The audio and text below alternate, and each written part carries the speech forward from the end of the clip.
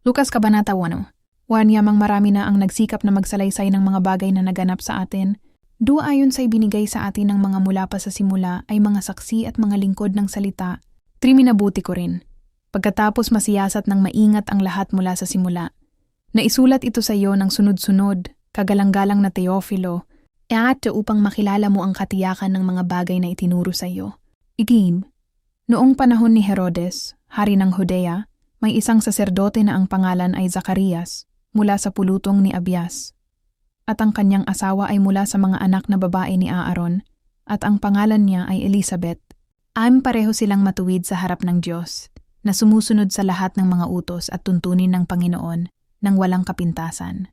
Ngunit wala silang anak, sapagkat si Elizabeth ay baog, at sila ay kapwa matanda na. Iyon nangyari nga na habang siya ay naglilingkod bilang saserdote sa harap ng Diyos, ayon sa kaayusan ng kanyang pulutong, noman ayon sa kaugalian ng paglilingkod ng saserdote, siya ay napiling magsunog ng insenso sa loob ng templo ng Panginoon. Tautan. At ang buong karamihan ng mga tao ay nananalangin sa labas sa oras ng pagsusunog ng insenso. 11 At nagpakita sa kanya ang isang anghel ng Panginoon, na nakatayo sa kanan ng dambana ng insenso. Na bagabag si Zacarias nang makita niya ito, at siya ay natakot. Pasin. Ngunit sinabi ng anghel sa kanya, "Huwag kang matakot, Zacarias, sapagkat dininig ang iyong panalangin. Ang iyong asawa na si Elizabeth ay manganganak ng isang lalaki, at tatawagin mo siyang Juan. Paribiyara magkakaroon ka ng galak at tuwa, at marami ang magagalak sa kanyang kapanganakan. Kumpitin, sapagkat siya ay magiging dakila sa harap ng Panginoon, hindi siya iinom ng alak o matapang na inumin, at siya ay mapupuspos ng Espiritu Santo mula pa sa sinapupunan ng kanyang ina." 16 Marami sa mga anak ni Israel ang ibabalik niya sa Panginoon nilang Diyos.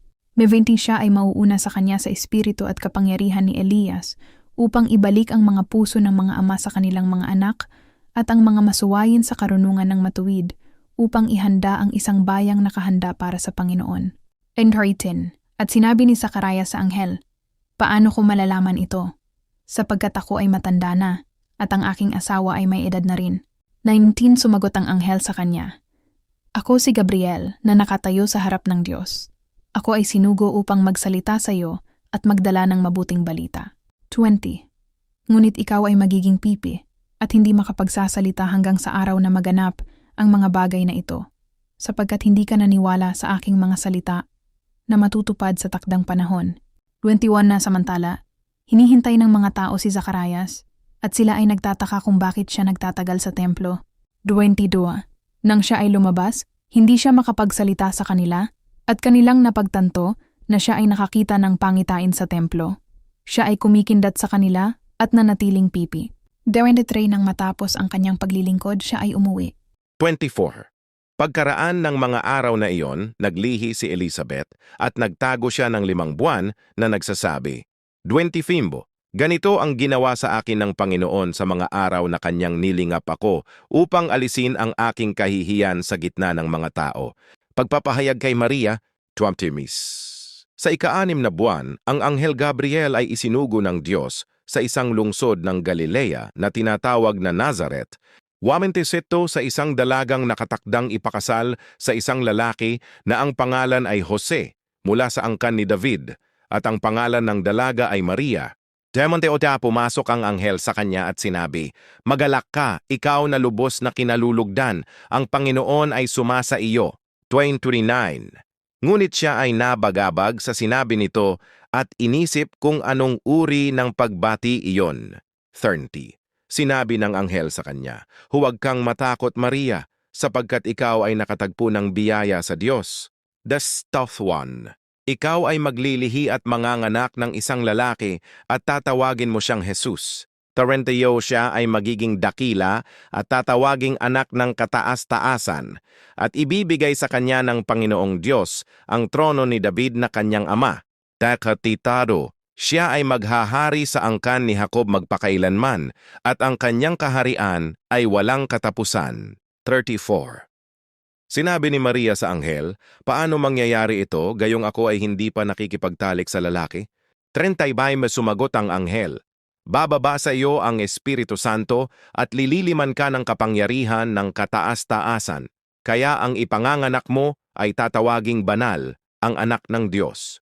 36. At narito, si Elizabeth mong kamag-anak ay naglihi rin ng isang lalaki sa kanyang katandaan, at ito na ang ika-6 na buwan niya, bagaman siya ay tinawag na baog. 37 mo, sapagkat walang imposible sa Diyos. 38. At sinabi ni Maria, narito ang alipin ng Panginoon, mangyari nawa sa akin ayon sa iyong salita. At umalis ang anghel sa kanya. Pagdalaw ni Maria kay Elizabeth, 39. Sa mga araw na yon, si Maria ay nagmadaling pumunta sa isang bayan sa kabundukan ng Judea, 40 at pumasok sa bahay ni Zacarias at binati si Elizabeth. Patitaywan, nang marinig ni Elizabeth ang pagbati ni Maria, lumukso ang sanggol sa kanyang sinapupunan at napuspos si Elizabeth ng Espiritu Santo. 13:2. Sumigaw siya ng malakas, pinagpala ka sa mga babae at pinagpala ang bunga ng iyong sinapupunan. 43. At bakit ipinagkaloob sa akin ito na ang ina ng aking Panginoon ay dumalaw sa akin? 44.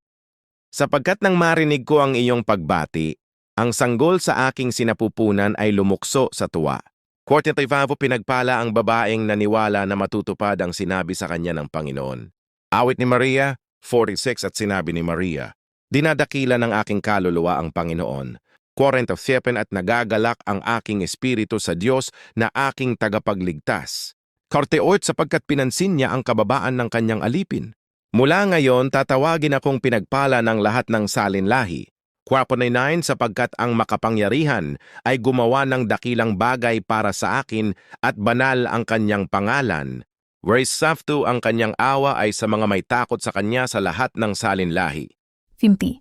At ang kanyang awa ay sa mga may takot sa kanya sa lahat ng salinlahi. 51. Ipinakita niya ang kapangyarihan ng kanyang bisig.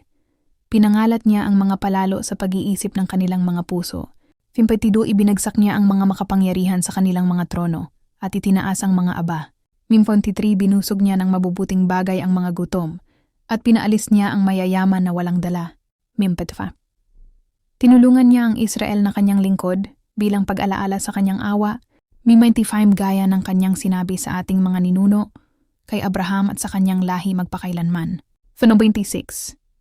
At nanatili si Maria kay Elizabeth ng may 3 buwan, at pagkatapos ay umuwi sa kanyang bahay. Kapanganakan ni Juan. 57. Dumating ang panahon na manganak si Elizabeth, at siya ay nanganak ng isang lalaki. 58. Nabalitaan ng kanyang mga kapitbahay at kamag-anak na ipinakita ng Panginoon ang kanyang dakilang awa sa kanya, at sila ay nagalak kasama niya. 59. Sa ika-8 araw, sila ay dumating upang tuliin ang bata. Tatawagin sana siyang Zacarias ayon sa pangalan ng kanyang ama.